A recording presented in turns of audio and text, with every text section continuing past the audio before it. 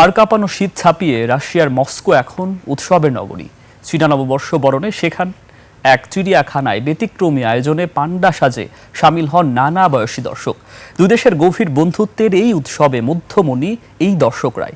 তাফসির ফিজার desk report. Shea butter ও vitamin E সমৃদ্ধ lily beauty soap, তারুণ্যময় উজ্জ্বল ত্বকের জন্য। চীন নয়, এটি রাশিয়ার মস্কোর চিড়িয়াখানা। চীন নববর্ষ বরণে পান্ডা সাজে মেতেছে হাজারো মানুষ। কারো মাথায় পান্ডা হ্যাট, আবার কেউ কেউ পরেছে সাদা কালো পান্ডা কস্টিউম।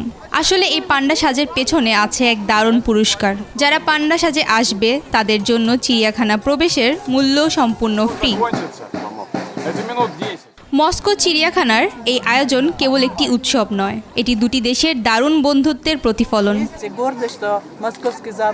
এই যৌথ উদযাপন প্রমাণ করে যে আমাদের দুই দেশের রাজনৈতিক ও অর্থনৈতিক সম্পর্কের পাশাপাশি সাংস্কৃতিক বন্ধনও কতটা শক্তিশালী হয়েছে। পান্ডা সাজে নিজেকে দেখে আমার সত্যিই দারুণ লাগছে। এই কিউট সাদা কালো কস্টিউম পরে উৎসবে সামিল হতে পেরে আমি ভীষণ আনন্দিত।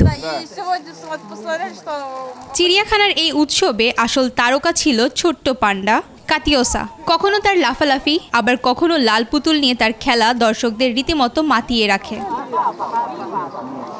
রাশিয়া ও চীনের গভীর বন্ধুত্বের এই প্রতীকীয় আয়োজন যেন মস্কোর কনকনে শীতকেও হার মানিয়েছে। তাফসির ফিজা, নিউজ ডেস্ক, 21 টেলিভিশন।